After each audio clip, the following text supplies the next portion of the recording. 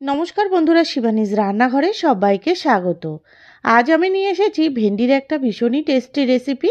এটা রুটি ভাত সব কিছুর সঙ্গেই ভালো লাগবে। আর রেসিপিটা যদি ভালো লাগে অবশ্যই একটা লাইক করবেন। চলুন তাহলে রেসিপিটা দেখে নেওয়া যাক। এখানে আমি আমার প্রয়োজন মতন ভেন্ডি নিয়ে নিয়েছি। আর ভেন্ডিগুলোকে ধুয়ে জল ঝরিয়ে এভাবে একটা প্লেটে নিয়ে নিয়েছি। এরপরে ভেন্ডিগুলোকে আমি কেটে নেব। দেখুন, ভেন্ডিগুলো যদি একটু ছোট সাইজের হয় তাহলে এভাবে গোটায় রাখতে পারেন, আর এভাবে বড় হলে দু টুকরো করে ভেন্ডিগুলো কেটে নিতে পারেন। এভাবে দু সাইড করে কেটে নিতে হবে ভেন্ডিগুলোকে। দেখুন, এভাবে করে আমি সব ভেন্ডিগুলোকে কেটে নিয়েছি, এই প্লেটের মধ্যেই নিয়ে নিলাম। এরপরে ভেন্ডির সঙ্গে দেব তার জন্য একটা বড় সাইজের আলু এভাবে একটু পাতলা পাতলা করে কেটে নিয়েছি। দেখুন, এটা আপনারা দেখেই বুঝে যাবেন।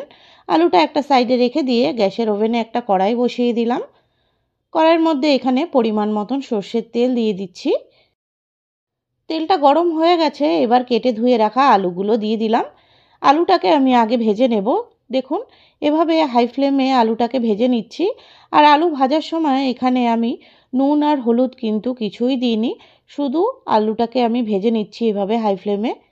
দেখুন, আলুটা সুন্দর ভাজা হয়ে গেল, একটা প্লেটে তুলে নিলাম। এবার ওই একই তেলে ভেন্ডিগুলোকে ভেজে নেব। ভেন্ডিগুলো সব দেওয়া হয়ে গেল, এরপরে নাড়াচাড়া করে হাই ফ্লেমে কিন্তু ভেন্ডিগুলোকে ভেজে নেব। আর ভেন্ডিগুলোর মধ্যেও কিন্তু আমি নুন বা হলুদ কিছুই দিচ্ছি না।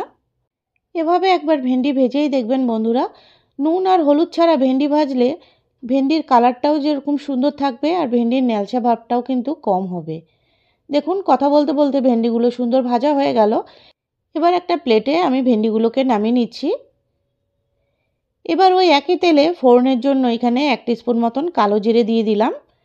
এখন দেখুন ফোড়নটা কিন্তু রেডি হয়ে গেছে। এরপরে একটা মিডিয়াম সাইজের টমেটো এভাবে একটু পাতলা করে কেটে নিয়েছি, ওটাই দিয়ে দিলাম। টমেটোটা দিয়ে এভাবে একটু নাড়াচাড়া করে দিচ্ছি। এরপরে দিয়ে দেবো এখানে 1/2 টিস্পুন মতন নুন। নুনটা দিয়ে আবার একটু টমেটোর সঙ্গে মিশিয়ে নিচ্ছি যাতে টমেটোটা সুন্দর নরম হয়ে যায়। এরপরে এখানে দিয়ে দেবো কিছু গুঁড়ো মশলা। এখানে দিয়ে দিচ্ছি 1/2 টিস্পুন মতন হলুদ, 1/2 টিস্পুনেরও কম একটু কাশ্মীরি রেড চিলি পাউডার, এটা আমি কালারের জন্য দিলাম।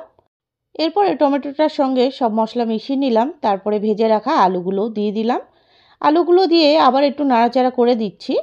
এরপরে সামান্য একটু জল দিয়ে দেবো যাতে মশলাটা পোড়া না লেগে যায়। জলটা দিয়ে আবার একটু নাড়াচাড়া করে দিচ্ছি। এখন আমি দিয়ে দেবো 1/2 টিস্পুন মতন জিরের গুঁড়ো।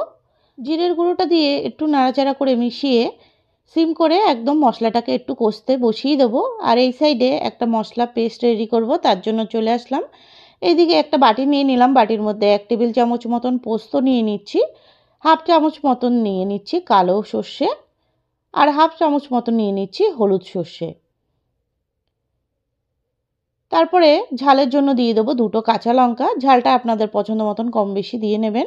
এটা একটা মিহি পেস্ট রেডি করে নেব। আর এইদিকে দেখুন মশলাটা কষানো হয়ে গেছে আর পেস্টটাও রেডি হয়ে গেছে। এবার পেস্টটা আমি দিয়ে দিচ্ছি।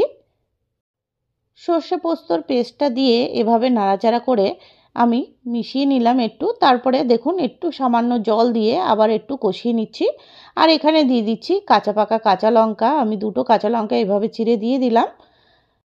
তারপরে এখানে দেখুন, যেহেতু এখানে সর্ষে পোস্ত ব্যবহার করেছি, বেশি কষানোর কিন্তু কোনো ব্যাপারই নেই। এরপরে ভেজে রাখা ভেন্ডিগুলোও দিয়ে দিলাম। সব কিছুকে একটু মিশিয়ে নিচ্ছি। এভাবে নাড়াচাড়া করে 2 থেকে 3 মিনিট একটু মিশিয়ে ভাজা ভাজা করে নেব। তারপরে যতটা আমি গ্রেভি রাখবো ততটা আমি জল দিয়ে দিলাম। আর এই রেসিপিটাই কিন্তু বেশি জলের প্রয়োজন হয় না, এটা গা মাখা মাখা হয়। জলটা দিয়ে একটু নাড়াচাড়া করে সব কিছুর সঙ্গে মিশিয়ে নিলাম। এখন ঝোলটা সুন্দর ফুটে উঠেছে। এখানে একটু নুনের প্রয়োজন ছিল, তার জন্য 1/2 টিস্পুন মতন একটু নুন দিয়ে দিলাম। নুনটা দিয়ে নাড়াচাড়া করে এভাবে 2 থেকে 3 মিনিটের জন্য সিম করে ঢেকে রেখেছিলাম। ঢাকা খুলে দেখুন, এখানে একটু চেক করে নেব আলুটা সেদ্ধ হয়েছে কিনা। দেখুন আলুটাও কিন্তু খুব সুন্দর সেদ্ধ হয়ে গেছে। এরপরে দিয়ে দেবো 1 চামচ মতন চিনি। চিনিটা কিন্তু অবশ্যই দেবেন, তাহলে কিন্তু রান্নার টেস্টটা দারুণ আসে। চিনিটা দিয়ে আবার একটু মিশিয়ে নিচ্ছি দেখুন সব কিছুর সাথে। এরপরে সবার শেষে নামানোর আগে প্রায় 3 টেবিল চামচ মতন কাঁচা সর্ষের তেল দিয়ে দিচ্ছি। তেলটা যদি আপনাদের পছন্দ হয় তাহলে দেবেন। দিলে কিন্তু ভীষণই ভালো হয়, যেহেতু এটা সর্ষের রেসিপি। দেখুন রান্নাটা কিন্তু আমার পুরোপুরি কমপ্লিট হয়ে গেছে। এভাবে প্রথম পাতে খেয়েই একদিন দেখবেন বন্ধুরা। রেসিপিটা যদি ভালো লেগে থাকে প্লিজ চ্যানেলটিকে সাবস্ক্রাইব করার অনুরোধ রইল। আর যারা সাবস্ক্রাইব করে রেখেছেন তাদেরকে অসংখ্য ধন্যবাদ। এভাবে করে অবশ্যই একবার দেখবেন বন্ধুরা, রেসিপিটা খেতে কিন্তু ভীষণই ভালো হয়।